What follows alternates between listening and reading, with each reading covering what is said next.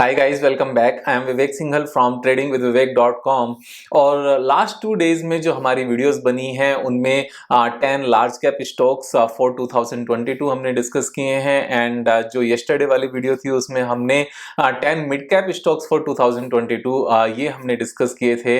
आज की जो हमारी वीडियो है वो है 10 shares, those are small cap, 10 small cap shares for 2022 जो मेरे हिसाब से काफी अच्छे हैं और मैं इन सब में बायर हूं। कहीं ना कहीं मेरी पोजीशंस बनी हुई है, so that is a disclaimer. और यहाँ पर आपको मेरे कहने से सारी चीजें सीखनी है। This is an educational video, लेकिन जो भी आपने डिसीजन लेना है वो अपने हिसाब से लेना है, अपनी समझ के हिसाब से लेना है, रिस्क प्रोफाइल के हिसाब से लेना है। जब मैं रिस्क की बात करता हूं तो हमेशा एक चीज कहता हूं कि किसी भी एक स्टॉक में हमें 5% से ज्यादा पैसा नहीं लगाना चाहिए, जिससे अगर कोई हमारी कॉल गलत भी हो जाए तो हम उसको लेकर बैठ सकें। कॉल गलत होने का मतलब ये नहीं है कि उसके फंडामेंटल्स बेकार हो गए या उसका बिजनेस बेकार हो गया। कॉल गलत होने से मतलब है कि कोई भी अच्छी चीज जितना मर्जी यहाँ पर हमारी कन्विक्शन स्ट्रॉन्ग हो उसके बाद भी जरूरत से ज्यादा नीचे जा सकती है, because this is stock market, this is not fixed deposit. ये चीजें हमें हमेशा अपने माइंड में रखनी चाहिए। तो आगे बढ़ते हैं। और आगे बढ़ने से पहले एक और इंपॉर्टेंट पॉइंट, अगर चैनल सब्सक्राइब नहीं किया तो सब्सक्राइब कर लें, क्योंकि एवरीडे 7 o'clock अपनी एक न्यू वीडियो आती है जिसमें हम अपने ट्रेडिंग एंड इन्वेस्टिंग स्किल्स को शार्प कर सकें, अपनी लाइफ को बेटर बना सकें, रिच बन सकें फाइनेंशियली और हेल्थ वाइज। आप अपना ध्यान रखते ही हो। सो आगे बढ़ते हुए मैं जब बात कर रहा हूं यहाँ पर 10 स्टॉक्स की, तो सबसे पहले stock we are discussing this Amara Raja batteries. Amara Raja battery second largest battery maker है इंडिया में। एंड इंडिया में जो ऑटोमोबाइल में पर कैपिटा कंजम्पशन है, means every 1000 people there are almost 20-25 cars। और ये जो नंबर है अमेरिका के कंपैरिजन में वो बहुत कम है। अमेरिका में 900 कार्स हैं पर 1000 पीपल, इंडिया में पर 1000 पीपल दिस इज 20 या 25 के आसपास का नंबर है। तो यहां से बहुत आगे जाना है ये चीज। और ये जो अभी हम बैटरी की बात कर रहे हैं ये सिर्फ कार्स की जो बात कर रहे हैं सिर्फ इग्निशन ऑन करने के लिए कर रहे हैं, स्विच ऑन करने के लिए कर रहे हैं, बैटरी को स्टार्ट करने के लिए कर रहे हैं। लेकिन आने वाले टाइम में जब सारी ही चीजें means all vehicles will be switch to batteries, तो यहाँ पर इलेक्ट्रिक व्हीकल्स आएंगे तो इनकी डिमांड बहुत ज्यादा बढ़ेगी। अब काफी यहाँ पर जो कार मेकर्स हैं those are making battery operated cars, तो वो अपने प्लांट्स भी लगाएंगे, लेकिन being the second largest producer of cars सब शायद अपनी नहीं लगाएंगे। तो यहाँ पर इनका बिजनेस बढ़ेगा ही बढ़ेगा, उसमें कोई दो राय है नहीं। तो यहाँ पर अगर हम टेक्निकल्स की बात करने लगे, अगर लाइफ टाइम हाई जो इसने अचीव किया था 2015 में, उसके बाद से लेकर अभी तक लाइफ टाइम हाई अचीव नहीं हुआ। इट इज इन कंसोलिडेशन, और कंसोलिडेशन में अगर करंट प्राइस जो रिसेंट प्राइस से काफी नीचे भी आया, वहां से अगर लाइफ टाइम हाई की बात करने लगे देन 82% का यहां से पोटेंशियल गेन है। और अगर हम जो इसका रिसेंट हाई था which it had made in January 21, यानी कि इसी साल 21 में जो इसने बनाया था, तो वहां तक का भी अगर हम स्कोप लेने लगे, यहां से पोटेंशियल गेन लेने लगे, तो यहां से 66% के आसपास का ऊपर जाने का सीधा सीधा स्कोप है। This is a very good potential gain. हमारी हमेशा एक ही कोशिश रहती है कि साल का 40% इक्विटी में बन जाए, बिना लिवरेज के और बिना इंट्राडे के, बिना फ्यूचर एंड ऑप्शन के, बिना कमोडिटीज के, बिना करेंसी के। तो अगर डायरेक्ट इक्विटी में ट्रेड करके अपने पैसों से हम 40% बना सकते हैं तो इससे अच्छा दूसरा कुछ मुझे नजर नहीं आता। अगर हम फाइनेंशियल्स की बात करने लगे, हमारा राजा is currently trading at 16.2 PE, which is very reasonable, and ROC is more than 21%। यहाँ पर जो प्लेजिंग परसेंटेज है जीरो है, debt equity ratio almost zero है। प्रोमोटर्स की होल्डिंग यहाँ पर 28% नजर आती है, लेकिन जब हम नीचे शेयर होल्डिंग पैटर्न में जाकर देखते हैं तो यहाँ पर सिचुएशन ज्यादा अच्छी है। प्रोमोटर्स के पास यहाँ पर 28%, तो ये है जो आरएन गाला फैमिली प्राइवेट लिमिटेड के पास है, और एफआईआईज के पास 20% है। तो जब एफआईआईज के पास 20% होती है तो वो स्ट्रॉन्ग हैंड्स हैं। डीआईआईज के पास 9% से बढ़ते बढ़ते ये 14.52% हो गई है, ये एक पॉजिटिव पॉइंट है। और पब्लिक के पास जो यहाँ पर रिटेल पब्लिक के पास जो नजर आती है उसमें से पैंथर एआरबीएल होल्डिंग्स एलपी के पास 14% शेयर होल्डिंग है। तो जनरल पब्लिक के पास बहुत ज्यादा नहीं है, 22% के पास ही है, और बाकी सारी होल्डिंग इसकी स्ट्रॉन्ग हैंड्स में है। यहाँ पर इससे पहले पैंथर एआरबीएल के पास 24% शो कर रहा था, अभी 14% है। 10% कहां एब्जॉर्ब हुआ अभी कहना मुश्किल है, शायद आने वाले टाइम में क्लैरिटी आ जाएगी। और हो सकता है कि जो 1% की कैटेगरी में अपने आप को नहीं दिखाना चाहते, जो इंडिविजुअल्स हैं, हाई नेटवर्थ इंडिविजुअल्स हैं, जो 1% से कम हैं, उनके पास हो। लेकिन स्टिल 22% अगर रिटेल के पास है, बाकी स्ट्रॉन्ग हैंड्स में है, तो ये अच्छी बात है। एंड जब हम यहाँ पर बैलेंस शीट की बात करें, it's a neat and clean balance sheet. यहाँ पर बोरोइंग जो है दैट इज वेल मेंटेन, बहुत छोटी सी है। एंड कंपनी ने अपने पैसों को अच्छा खासा इंक्रीज किया है। 527 करोड़ के रिजर्व से इंक्रीज करते करते 4357 करोड़ कर लिया है, यानी कि यहाँ पर 8 टाइम्स के आसपास कंपनी ने अपने पैसे को ग्रो किया है। तो ये काफी अच्छी वैल्यू क्रिएशन है, मींस वेल्थ क्रिएशन है। और प्रॉफिट एंड लॉस की स्टेटमेंट की बात करने लगे, 1400 करोड़ की रेवेन्यू से इंक्रीज करते करते 8200 करोड़ की रेवेन्यू पर पहुंचे हैं। ट्रेलिंग 12 मंथ्स की जो रेवेन्यू है that is the highest ever. और यहां पर अगर हम नेट प्रॉफिट की बात करने लगे, 167 करोड़ से इंक्रीज होते होते 651 करोड़ है, जो पिछले 2-3 सालों में लगातार हाईएस्ट एवर है। तो ये बहुत अच्छी परफॉर्मेंस है। इस तरह की कंपनीज पर मैं कभी डाउट नहीं करता, और मेरे पास डाउट करने का कोई राइट भी नहीं है इतनी अच्छी ग्रोइंग कंपनी पर। अब यहाँ पर सेल्स की बात करें, सितंबर क्वार्टर में जो रिजल्ट्स हैं that is the highest ever revenue. और हाईएस्ट एवर रेवेन्यू में यहाँ पर एक्सपेंसेस थोड़े से ज्यादा हो गए हैं, कुछ चीजों का इन्फ्लेशन जरूर बढ़ा है। तो जो यहाँ पर मटेरियल कॉस्ट 66% के आसपास होती थी, वो बढ़ते हुए 70% पहुंच गई है। तो जब भी रॉ मटेरियल की कॉस्टिंग बढ़ती है, उसको फिनिश्ड प्रोडक्ट्स में पास ऑन करने में 1-2 क्वार्टर्स का टाइम लग जाता है। वो इमीडिएटली पास ऑन नहीं हो सकती, क्योंकि पुराने रेट पर अगले क्वार्टर में जो मैन्युफैक्चरिंग होती है वो पहले से प्राइसेस में फिक्स होती है, क्योंकि ओरिजिनल इक्विपमेंट मेकर्स जो होते हैं, मैन्युफैक्चरर्स जो होते हैं, उनको ज्यादातर सप्लाई जाती है और वहां पर लॉन्ग टर्म कॉन्ट्रैक्ट्स होते हैं। तो इस चीज को हमें यहाँ पर हमेशा ध्यान रखना चाहिए। इसमें एक और इंपॉर्टेंट पॉइंट है, अगर हम बैलेंस शीट में जाए, they are increasing their capacity now. So जो फिक्स्ड एसेट्स 2398 करोड़ की थी सितंबर 21 को, मींस लेटेस्ट क्वार्टरली रिजल्ट्स में, तो यहां पर CWIP 539 करोड़। तो यहां पर जब ये अपनी कैपेसिटी बढ़ाएंगे तो यहां से इनका रेवेन्यू और बढ़ेगा। तो हमने यहां पर बैलेंस शीट भी कवर कर ली, फंडामेंटल्स चेक कर लिए, और हमने यहां पर टेक्निकल्स भी कवर कर लिए। So this was the first stock. Second stock is APL Ltd, means Alembic pharma limited. Alembic pharma limited एक अच्छे ट्रैक रिकॉर्ड के साथ काम करने वाली कंपनी है। अगर मैं यहाँ पर आपको इसके सिंपल से कुछ डेटा शो करूं, तो stock P 16 which is very reasonable. Promoters के पास 70% हिस्सेदारी है, pledging percentage 0 and debt equity 17% which is very low, और इतना हमेशा चलता है। एंड लास्ट 3-4 क्वार्टर्स में हायर साइड पर इनकी रेवेन्यू है। लास्ट 3-4 क्वार्टर्स में यहाँ पर जो इंपैक्ट आया है नेट प्रॉफिटेबिलिटी में, ये इंपैक्ट मेन अगेन जो मटेरियल कॉस्ट है उसका इंपैक्ट है, जो 21% के आसपास थी। मेटल कॉस्ट इंक्रीज होते होते यहां पर 25% हो गई, एंड एम्प्लॉय कॉस्ट जो 18% थी वो 22% हो गई। तो यहां पर ये दो कॉस्ट इंक्रीज हुई हैं। अब जो यहां पर दो कॉस्ट इंक्रीज हुई है, एम्प्लॉय कॉस्ट भी इंक्रीज हुई है। एम्प्लॉय कॉस्ट कई बार क्या होता है, जब एक्सपेंशन प्लान्स होते हैं तो वहां पर भी एम्प्लॉय कॉस्ट इंक्रीज हो जाती है। समटाइम्स जो कैपिटल एक्सपेंडिचर हम कर रहे होते हैं, उनके लिए जो न्यू एम्प्लॉइज हायर होते हैं, समटाइम्स वो कैपिटल एक्सपेंडिचर के खर्चे में डाल दिया जाता है, समटाइम्स वो नॉर्मल एक्सपेंसेस में डाल दिया जाता है। ये रिक्लासिफिकेशन भी होती है। तो अगर हम देखें कि इनके कुछ एक्सपेंशन प्लान्स हैं क्या, इनके ह्यूज एक्सपेंशन प्लान्स हैं, जो साफ साफ नजर आता है। फिक्स्ड एसेट्स जो अभी है, यानी कि ऑपरेटिंग कैपेसिटी जो है दैट इज 2000 करोड़ के आसपास की फिक्स्ड एसेट्स है, एंड CWIP में यहाँ पर 2100 करोड़ है। तो यहाँ से इनकी आने वाले टाइम में रेवेन्यू डबल होने वाली है। जो एफिशिएंसी है नेट प्रॉफिट की, वो अपने आप निकल कर आएगी। और अगर हम पुराने ट्रैक रिकॉर्ड की बात करने लगे, अमेजिंग ट्रैक रिकॉर्ड है, कंसिस्टेंट परफॉर्मेंस है। 1200 करोड़ से इंक्रीज होते होते 5200 करोड़ पर पहुंचे हैं रेवेन्यू में, एंड नेट प्रॉफिटेबिलिटी में 1000 करोड़ पर पहुंचे हैं जस्ट 85 करोड़ से। तो इनके ट्रैक रिकॉर्ड पर किसी भी तरह का डाउट नहीं है। अब अगर हम यहां पर टेक्निकल चार्ट पैटर्न की बात करने लगे, तो टॉप पर इन्होंने एक टेक्निकल चार्ट पैटर्न बना था। इसमें that was cup with handle pattern, और इस कप विद हैंडल पैटर्न के बेस पर जो इसका टेक्निकल टारगेट निकल कर आता था दैट इज, मैं आपको यहां पर इसको हमने लाइन के ऊपर इसको प्लॉट किया। जो नेक लाइन है और वहां से technical target is 1341, currently it is quoting at just 748। तो यहां से वहां तक का जो सफर है वो 80% के आसपास है। So this is 78%। इससे पहले हमने डिस्कस किया हमारा राजा बैटरीज, उसमें 66% का सीधा सीधा पोटेंशियल है, और अगर लाइफ टाइम हाई की बात करने लगे 82% का पोटेंशियल है।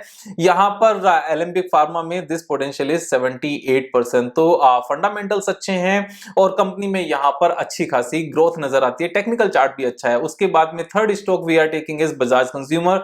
Bajaj consumer is launching new products again and again. इसको लेकर अभी तक मैंने कोई वीडियो नहीं बनाई है, very soon I will make a video on this. लेकिन अगर अभी हम फिलहाल की बात करने लगे, so there will be two technical target. One is the lifetime high is 524 and currently it is quoting at just 201। तो ये एक बहुत ही अच्छा सा 150% का पोटेंशियल ग्रोथ है। तो एक तो ये टारगेट होता है, दूसरा हमारा टारगेट होता है जो इसका रिसेंट हाई था, जहां से इसने नीचे गिरना शुरू किया अप्रैल में, जो इसका हाई बना था दैट वाज 322। और अगर हम 201 से 322 तक भी ले लें तो 60% का यहां से हमारा ग्रोथ नजर आता है। तो ये अगेन बहुत अच्छे नंबर्स हैं। अगर हम टेक्निकल चार्ट्स की बात करें, जहां तक कंपनी के बिजनेस की बात है, so Bajaj consumer is launching new products और अच्छे खासे इन्होंने प्रोडक्ट लॉन्च भी किए हैं। जो इनका मार्केट शेयर है वो इन्होंने अभी बढ़ाने की कोशिश भी कर रहे हैं वापस से। तो ये हेयर ऑयल में है,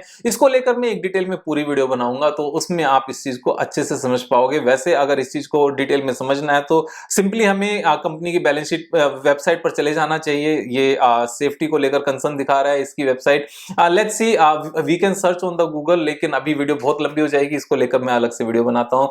बजाज कंज्यूमर में टेक्निकल चार्ट पैटर्न्स के बेस पर बहुत अच्छा स्कोप है and this company is available at a very small price, 2966 crore की इसका मार्केट कैपिटलाइजेशन है। जो प्राइस अर्निंग रेशियो है that is 14 only. Company is in good hands, debt equity ratio is 0 and company ने हाल फिलहाल में कंसिस्टेंट परफॉर्मेंस है company की। अगर हम पास्ट में देखें तो यहां थोड़ा सा इसमें उतार चढ़ाव था, लेकिन ओवर ए लॉन्ग पीरियड देखें तो यहां पर एक ठीक ठाक परफॉर्मेंस है। लेकिन अभी कंपनी ने न्यू प्रोडक्ट्स लॉन्च करने शुरू किए हैं, that's why I am saying I will make A separate video on this. So fourth stock हम लेकर चलते हैं यहां पर bank of India. So bank of India is available at a very low valuation. अगर हम इसमें रेसिस्टेंस लेवल देखें, so this is the resistance level जो बार बार क्रिएट होता है। ये रेसिस्टेंस लेवल अपना फैब में भी क्रिएट हुआ था। करंट प्राइस से अगर इस रेसिस्टेंस लेवल तक भी अगर हम प्राइस पोटेंशियल की बात करने लगे, दिस इज 90%। दिस इज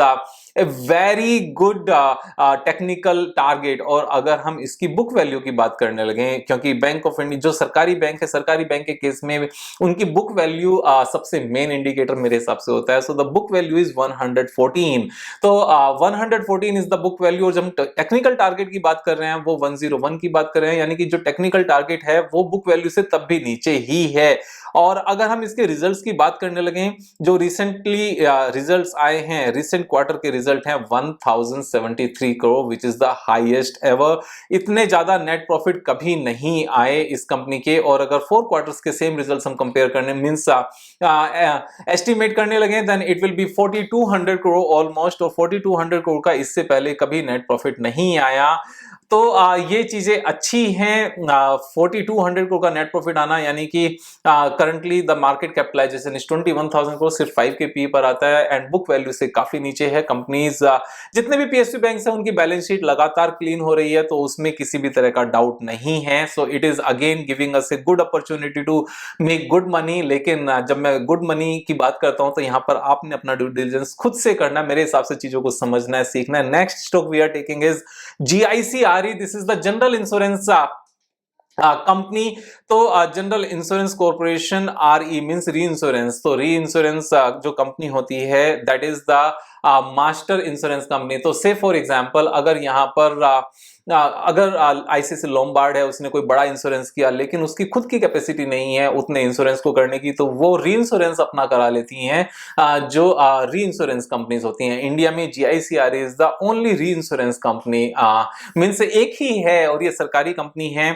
इसका जो चार्ट पैटर्न है मैं इससे बहुत ज्यादा खुश हूं, अच्छा लग रहा है, बिकॉज इस पूरी गिरावट में जो भी पिछले कुछ टाइम में मार्केट में गिरावट हुई है, इस स्टॉक ने गिरावट नहीं दिखाई। इस लेवल पर आकर लगातार ये स्टॉक का बाइंग दिखाता है, अच्छी खासी बाइंग दिखाता है। आज भी जब मार्केट डाउन गई है, this stock is up by 1.82%, तो ये एक बहुत अच्छे इंडिकेशन है। अगर हम इसमें रिसेंट हाई की भी बात करने लगे, सो दिस इज 245 और 245 करंट लेवल से ऑलमोस्ट 70% के आसपास यहां से अप है। दिस इज 75%, तो ये अच्छा खासा इंडिकेशन है। एंड अगर हम इसके फाइनेंशियल्स की बात करने लगे, फाइनेंशियल्स आर आल्सो गुड। तो GIC Re, general insurance corporation of India, लेकिन आरई इसीलिए इसमें लिखा हुआ है बिकॉज दिस इज द री इंश्योरेंस कंपनी। तो यहाँ पर लिखा भी है, देखो अगर आप रीड करोगे, general insurance corporation of India is engaged in the business of री इंश्योरेंस, और इसकी जो बुक वैल्यू है that is 192, stock P is 9, और इंश्योरेंस का बिजनेस तो अभी इंडिया में बूम करना है, अभी तो शुरुआत है। लोगों के पास अपने भरपेट खाने के लिए पैसे नहीं है। इंश्योरेंस नेक्स्ट लेवल होता है, थर्ड लेवल होता है। और लेकिन जिस तरीके से कॉर्पोरेटाइजेशन होता जा रहा है, तो उस कॉर्पोरेटाइजेशन में जितनी फैक्ट्रीज लगेंगी, सर्विस कंपनीज होंगी, जितने रिजॉर्ट्स, स्कूल्स, हॉस्पिटल्स, मॉल्स, जो कुछ भी होगा, वो जब एम्प्लॉइज को हायर करेंगे तो उनकी सेफ्टी के लिए उनको इंश्योरेंस कराना ऑलमोस्ट जरूरी हो जाता है, और फिर ये बिजनेस अपने आप से बढ़ेगा। तो इंडिविजुअल लेवल पर कितने इंश्योरेंस होंगे नहीं पता, लेकिन कॉर्पोरेट लेवल पर बहुत इंश्योरेंस होंगे, और उन सब का फायदा इनको मिलने वाला है। लेटेस्ट क्वार्टर्स में इन्होंने अच्छे नंबर्स पोस्ट किए हैं। तो जनरली मैंने देखा है कि बीच बीच में 1-2 क्वार्टर्स इनके बेकार आ जाते हैं, उसको अभी कुछ भी कहना मुश्किल है। लेकिन अगर ट्रेलिंग 12 मंथ्स के हम नंबर देखें, सो लास्ट 2 ईयर्स के नंबर्स आर गुड नंबर्स। यहाँ पर उससे पहले भी अच्छे थे, सिर्फ एक ही ईयर इनका गया है बेकार, जो अपना पैंडेमिक वाले क्वार्टर की वजह से बेकार गया। Otherwise this is A consistent performance. However अगर आप देखोगे तो यहाँ पर सेल्स लगातार बढ़ी है, और जब क्योंकि सेल्स लगातार बढ़ रही है तो ऐसा नहीं हो सकता गोइंग फॉरवर्ड यहाँ पर नेट प्रॉफिट ना बढ़े। नेट प्रॉफिट अपने आप से यहाँ पर पुशअप करेंगे, यहाँ से अपने आप से आगे जाएंगे। So this is one company again, और इसमें एक जो इंपॉर्टेंट पॉइंट है, प्रोमोटर्स यानी कि जो गवर्नमेंट ऑफ इंडिया है, प्रेसिडेंट ऑफ इंडिया, उनके पास 85.78% हिस्सेदारी है। वो जरूर इसको कम करना चाहेंगे, because government of India is always looking for to divest their shareholdings from all these companies। तो 5-5-6% करके कम हो रहा है, लेकिन उसके बाद भी अगर पब्लिक के पास देखें, पब्लिक के पास सिर्फ 2.49% है। इस 2.49% को अभी ऑपरेटर के थ्रू मैनेज होना is a very small amount, बड़ी आसानी से इस चीज को काफी ऊपर ले जाया जा सकता है। तो आई am bullish on GIC Re and Glenmark pharma. Again this is one of the very good pharma company. अगर हम यहाँ पर टेक्निकल चार्ट पैटर्न की बात करें, this is taking a resistance at this level again and again. However जो इसका life time high है वो करंट प्राइस से बहुत बहुत बहुत ऊपर है, तो लाइफ टाइम हाई तक जाने में दिस इज 159%। और अगर हम इसके फंडामेंटल्स देखें, it has been a consistent performer. तो यहां पर this is trading at 13p, just 13p। Companies जो प्रमोटर्स की शेयर होल्डिंग है दैट इज 0, जो प्लेजिंग परसेंटेज है दैट इज 0। प्रमोटर्स के पास 46.6% है। डेट मैनेजेबल है 0.45। एंड यहां पर अगर हम इसका पुराना ट्रैक रिकॉर्ड देखें, then sales is increasing from 2400 to 11,000, consistent performance है। Net profit is also increasing from 324 to 1046 consistently. तो यहां पर हाईएस्ट एवर जब नंबर्स आते हैं, फिर से ये हाईएस्ट एवर नंबर मैं इसलिए नहीं कहूंगा क्योंकि यहां पर थोड़ा सा एक्सेप्शनल मुझे क्या नजर आता है कि other income is minus interest, और नहीं एक्सेप्शनल ऐसा कुछ नहीं है, बस डेप्रिसिएशन थोड़ा सा यहाँ पर कम था, उसके बाद डेप्रिसिएशन लगातार बढ़ना शुरू हो गया। सो ये एक छोटा सा डिफरेंस था। अभी जो डेप्रिसिएशन है दैट इज 463। तो डेप्रिसिएशन के ज्यादा होने का रीजन यही होता है कि इनकी जो फिक्स्ड एसेट्स है, जो ऑपरेटिंग कैपेसिटी है, वो इंक्रीज हुई होगी, और वो साफ साफ नजर भी आती है। That time the fixed assets was 2700, now this is 5340, and capital work in progress is also there। So going forward sales will again increase in this company। तो यहाँ पर चीजें अच्छी हैं। Cash flow is always positive, यानी कि जितना पैसा ये कमाते हैं उतना कैश में आता है। दिस इज मींस कोई पैसा ऐसा नहीं है कि बैड डेट बन जाता है। पब्लिक के पास ज्यादा शेयर होल्डिंग नहीं है, 17% के आसपास पब्लिक के पास है।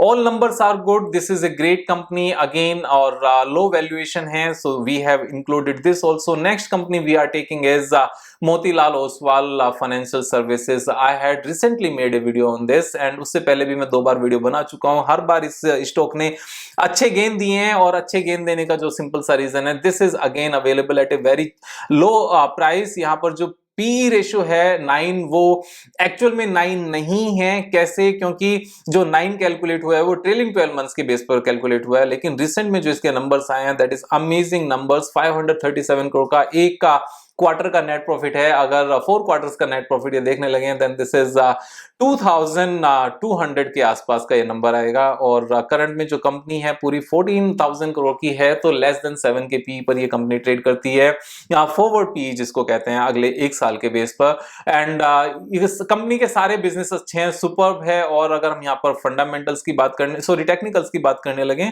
हाईएस्ट एवर नंबर तक पहुंचते पहुंचते इसको 50% के आसपास तो और यहाँ पर गैप बचा हुआ है। This is not 50%, this is 64%, even 65% अगर हम इसको थोड़ा सा करेक्टली मेजर कर लें। So I am bullish on this. इसको लेकर एक अलग से वीडियो बनी हुई है, you can watch that video. Channel पर जाओगे, वहां पर सर्च करोगे मिल जाएगा। चैनल पर नहीं जाना है, यूट्यूब पर जाना, मोतीलाल ओसवाल लिखना, स्पेस लिखना मींस स्पेस दबाना और उसके बाद में विवेक सिंघल लिखना, मोतीलाल ओसवाल स्पेस विवेक सिंघल सर्च करना तो वीडियो निकल कर आ जाएगी। New next company is NIACL national, the new India assurance company limited. It is making a very good technical chart pattern. This is cup with handle pattern as well as reverse head and shoulder pattern, जो भी आप इसको नाम देना चाहो। अगर इसको left shoulder मानना है then reverse head and shoulder pattern है, इसको नहीं मानना है बिकॉज थोड़ा सा नीचे रह गया तो ये कप विद हैंडल पैटर्न है, complex cup with handle pattern है।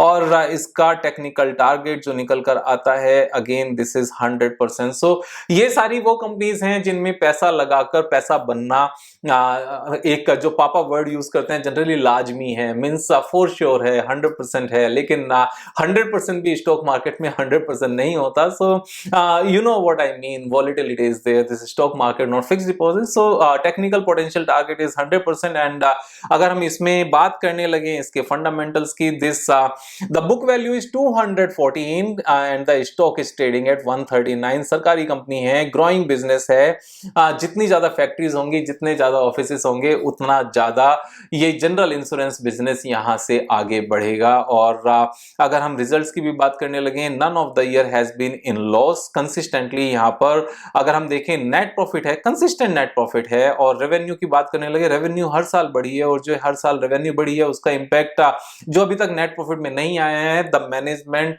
मींस मैनेजमेंट की अगर बात करें सरकारी कंपनी में, the government is the management, so government is taking necessary actions, that's why we can see improved net profits in all PSU companies including banks. सबकी cleaning हो रही है, जिसको क्लींजिंग भी कहते हैं, क्योंकि डिटेल में जब क्लीनिंग होती है उसको क्लींजिंग कह देते हैं। तो ये सारे नंबर्स हैं। इसमें अगर शेयर होल्डिंग पैटर्न की बात करने लगे, पब्लिक के पास सिर्फ और सिर्फ 1.32% हिस्सेदारी है, यानी कि जो टोटल मार्केट कैपिटलाइजेशन है that is 22,000 crore rupees. And operator को इसको घुमाने के लिए सिर्फ 228 करोड़ का माल चाहिए। आप खुद से समझदार हो, इस तरह की कंपनीज को कहां कैसे ले जाया जा सकता है। वो अलग बात है, government can reduce there holding any time, लेकिन वो भी कोशिश करेगी शायद कि थोड़े से ऊपर प्राइस पर बेचा जाए, क्योंकि यहां से पोटेंशियल है। The book value is 214। उस बारे में बहुत ज्यादा डिटेल में नहीं जाते, but technical chart pattern is also suggesting 100% gain from here. तो नेक्स्ट है अपना पावर फाइनेंस कॉर्पोरेशन, इसको लेकर भी मैं वीडियो बना चुका हूं। लो वैल्यूएशन है, अच्छा टेक्निकल चार्ट पैटर्न है। अगर हम यहां से लेकर इसकी डेप्थ को कवर करें, इसको नेक लाइन के ऊपर प्लॉट करें एंड करंट प्राइस से लेकर टेक्निकल टारगेट तक पहुंचे, तो करंट प्राइस से लेकर यहां तक this is 67% potential gain. And valuation की अगर हम बात करने लगे, so valuation means the book value is 255, currently quoting at 119 and the stock P is 2.41। इससे ज्यादा नीचे नंबर्स देखने की जरूरत नहीं है पीएफसी के केस में। These are so fascinating numbers. और अगर हम नीचे चल के एक नेक्स्ट देखें, then SIS securities and intelligence services, it has already given a breakout from this technical chart जो reverse head and shoulder pattern है। उसके बाद में सेम लेवल पर it is taking a support again and again, so this is the third support from the same level where it was finding the resistance। ये बहुत strong signals होते हैं और ये इंडिया की largest security service providing company है। अभी इस तरह का बिजनेस शुरू ही हुआ है, इसको लेकर भी बिजनेस अगर समझना है देन सर्च करना यूट्यूब पर जाकर SIS स्पेस विवेक सिंघल। जैसे सर्च करने का सिंपल सा तरीका क्या है, हम यूट्यूब पर गए, यूट्यूब पर जाने के बाद में हमने SIS टाइप किया, स्पेस दिया विवेक सिंघल, तो ये सर्च किया, यहाँ पर वीडियो निकल कर आ जाएगी। चार्ट ऑफ द वीक भी बनाया था SIS स्टॉक एनालिसिस को लेकर, इससे पहले भी एक वीडियो में बना चुका हूं, तो दोनों आप देख सकते हो, तो दोनों में मैंने बिजनेस को डिस्कस किया है। तो ये SIS is a great company once again, और 19 के पी पर है, 72% हिस्सेदारी यहाँ पर प्रोमोटर्स के पास है। Most important the ROC is more than 30%। तो ROC अगर किसी कंपनी की 30% से ज्यादा है तो अवेलेबल फंड के ऊपर 30% कमाने के लिए सिर्फ और सिर्फ एक great means without great management ये पॉसिबल नहीं होता। तो यहाँ पर मैनेजमेंट को डाउट में रखना समझदारी नहीं है। टेक्निकल चार्ट पैटर्न्स अच्छे हैं, रिजल्ट्स पॉजिटिव हैं, सारे अच्छे हैं। अगर हम प्रॉफिट एंड लॉस स्टेटमेंट की बात करने लगे, this is a fantastic track record of increasing the revenue from 2400 crore to 9630 crore and from 2 digit to 3 digit and 365 crore was the highest ever number। तो ये सारी चीजें अच्छी हैं। बोरोइंग की बात करने लगे, पिछले 3 साल में बोरोइंग ऑलमोस्ट सेम है, लेकिन जो अपना पैसा है दैट हैज इंक्रीज्ड। और अदर एसेट्स में अगर हम जाकर देखें 821 करोड़ का इनके पास कैश अवेलेबल है। फिक्स्ड एसेट्स इज 1524 सॉरी जो बोरोइंग है दैट इज 1396 करोड़। तो ये जो 821 करोड़ कैश भी है, लेकिन इसके अगेंस्ट इनके पास बोरोइंग भी है। ये बहुत बार केसेस में, ऑलमोस्ट ऑल द केसेस में इसलिए होता है जब कंपनी के नियर फ्यूचर में एक्सपेंशन प्लान्स होते हैं, तो पहले से ही पैसे का अरेंजमेंट करके रखा जाता है। ये नंबर्स अच्छे हैं। शेयर होल्डिंग पैटर्न की अगर हम बात करने लगे, रिटेल पब्लिक के पास सिर्फ 10% है। Again this is also good number. उस 10% में से भी 2.5% तो HNIs के पास है, यानी कि जनरल रिटेल पब्लिक के पास सिर्फ और सिर्फ 8% नंबर्स हैं। SIS हमने कवर कर लिया and that's all. We are again back to Amara Raja batteries. So these were 10 stocks, those are good to hold for next year 2022। These are small cap. Small cap की जो डेफिनेशन है सेबी के according वो है कि जिन कंपनीज की मार्केट कैपिटलाइजेशन के बेस पर जिनकी रैंकिंग 250 से नीचे है, यानी कि मार्केट कैपिटलाइजेशन के बेस पर top 100 companies are called large cap companies, next 150 companies are called mid cap companies, and the rest of all the companies are called small cap companies। So in these cases, in this video I have taken only small caps। So these were 10 small caps, those are good to hold for next year। This is my consideration, my view। You have to take your decision according to your choice। You have to take guidance from your investment advisor, या फिर अपना due diligence खुद से करना है, अपनी समझ से आपने बाय करना है, मेरे कहने से सीखना है, मेरे कहने से दोस्तों के साथ शेयर करना है, सब्सक्राइब करना है, लाइक करना है, कमेंट करना है। Thank you so much. कल फिर मिलेंगे एक नई वीडियो के साथ, तब तक मजे करो यार।